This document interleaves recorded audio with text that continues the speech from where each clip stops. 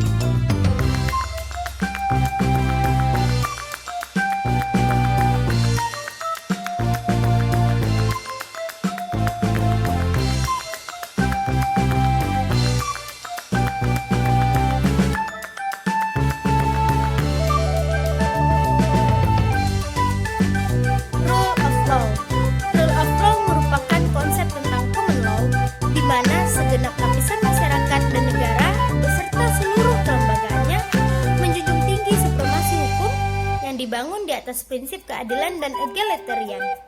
Rule of law adalah rule by the law dan bukan rule by the man. Artinya, pemerintahan suatu negara diatur oleh hukum, bukan oleh seseorang pejabat atau segalanya. Banyak para ahli yang mengungkapkan tentang pengertian rule of law. Yang pertama itu menurut Philippus M. Hajon. Philippus M. Hajon mengatakan bahwa negara hukum yang menurut istilah bahasa Belanda adalah Rechtsstaat. Rechtsstaat ini lahir dari suatu perjuangan menentang suatu absolutisme. Ialah dari kekuasaan raja yang semena-mena untuk mewujudkan negara yang didasarkan pada suatu peraturan perundang-undangan. Oleh sebab itu, dalam proses perkembangannya, Rechtsstaat ini lebih memiliki ciri yang revolusioner. Friedman mengemukakan rule of law adalah doktrin dengan semangat dan juga idealisme keadilan yang tinggi. Menurut Friedrich J. Stahl, ada 4 unsur pokok untuk berdirinya suatu Rechtsstaat. Ialah yang pertama, hak-hak manusia. Setiap manusia memiliki hak. Yang kedua, pemisahan atau pembagian kekuasaan untuk menjamin hak-hak itu. Yang ketiga, pemerintahan berdasarkan peraturan-peraturan. Yang keempat, peradilan administrasi dalam perselisihan. Menurut Sunarjati Hartono, bahwa rule of law ialah harus menjamin apa yang diperoleh masyarakat atau bangsa yang bersangkutan dipandang sebagai keadilan, khususnya pada keadilan sosial.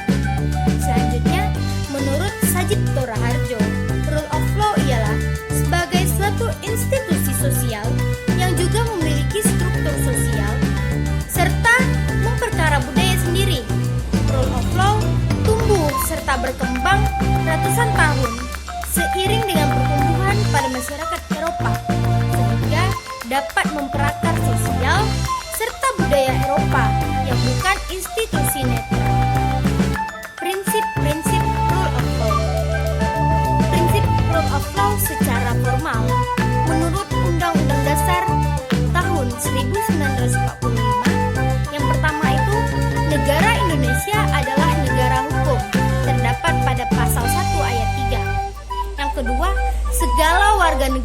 kebersamaan kedudukannya di dalam hukum dan pemerintahan, wajib menjunjung hukum serta pemerintahan itu tanpa kecuali. Pasal 27 ayat 1. Yang ketiga, setiap orang berhak atas jaminannya, perlindungan, pengakuan, serta kepastian hukum yang adil, serta perlakuan sama di hadapan hukum. Pasal 28D ayat 1. Setiap orang berhak untuk bekerja serta mendapatkan imbalan dan perlakuan yang adil dan juga layak dalam hubungan kerja. Pasal 28D ayat 2. Prinsip-prinsip rule of law secara material atau hakiki. Yang pertama, berhubungan erat dengan the enforcement of the rule of law. Yang kedua, keberhasilan the enforcement of the rule of law itu tergantung pada kepribadian nasional masing-masing bangsa, dikatakan oleh Sunarjati Hartono pada tahun 1982. Yang ketiga, rule of law juga mempunyai akar sosial dan juga akar budaya Eropa, menurut Sajipto Raharjo pada tahun 2003. Selanjutnya, rule of law juga suatu legalisme, aliran pemikiran hukum yang mengandung wawasan sosial, gagasan tentang hubungan antar manusia, masyarakat, serta negara. Selanjutnya, rule of law adalah suatu legalisme liberalisme, menurut Sajipto Raharjo pada tahun 2003. Hubungan rule of law dengan negara. Pelaksanaan rule of law di Indonesia seharusnya mempertimbangkan hal-hal yang pertama, keberhasilan the enforcement of the rule of law tergantung pada sejarah dan corak masyarakat hukum dan pada kepribadian masing-masing negara. Yang kedua, rule of law adalah suatu institusi sosial memiliki struktur sosial dan akar budaya sendiri. Ciri-ciri negara demokrasi dengan rule of law yang dinamis atau negara hukum material. Yang pertama, terdapat pada perlindungan konstitusional. Artinya, segala konstitusi selain yang menjamin hak-hak individu harus juga menentukan cara atau prosedur untuk mendapatkan perlindungan atau hak-hak yang dijamin. Yang kedua, badan kehakiman bebas dan tidak memiliki kelompok manapun. Yang ketiga, adanya kebebasan untuk menyampaikan pendapat. Yang keempat, pemilihan umum berjalan dengan bebas. Yang kelima, terdapat kebebasan untuk berorganisasi dan beroperasi. Yang keenam, pendidikan kewarganegaraan. Ada 12 prinsip rule of law yang menjadi pilar utama yang menyangga tegaknya sebuah negara modern yang menanamkan dirinya dengan hukum. 12 prinsip pokok itu, yang pertama, supremasi hukum. Yang kedua, persamaan dalam hukum.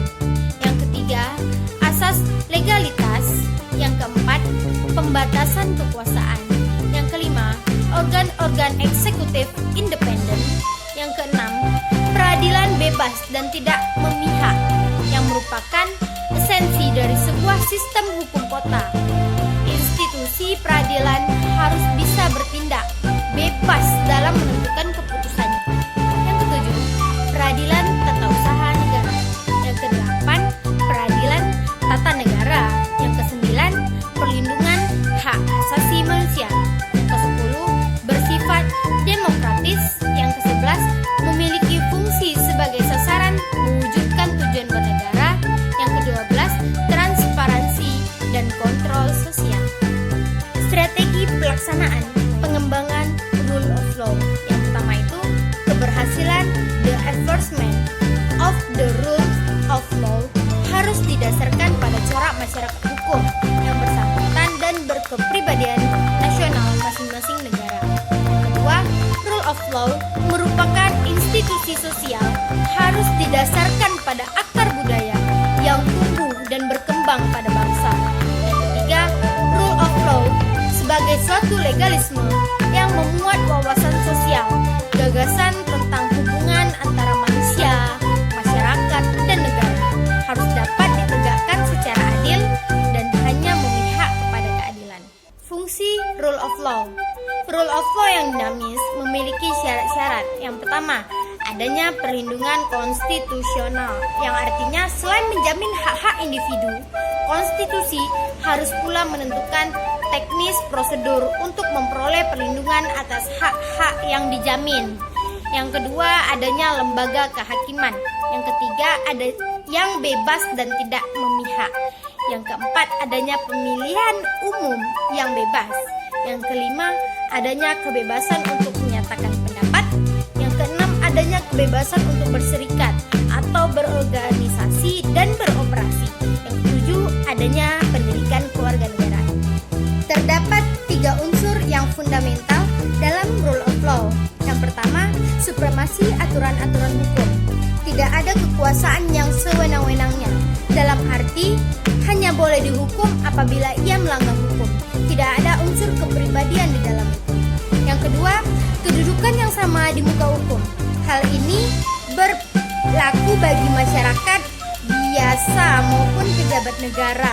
Yang ketiga, terjamin hak-hak asasi manusia oleh undang-undang serta keputusan-keputusan undang-undang.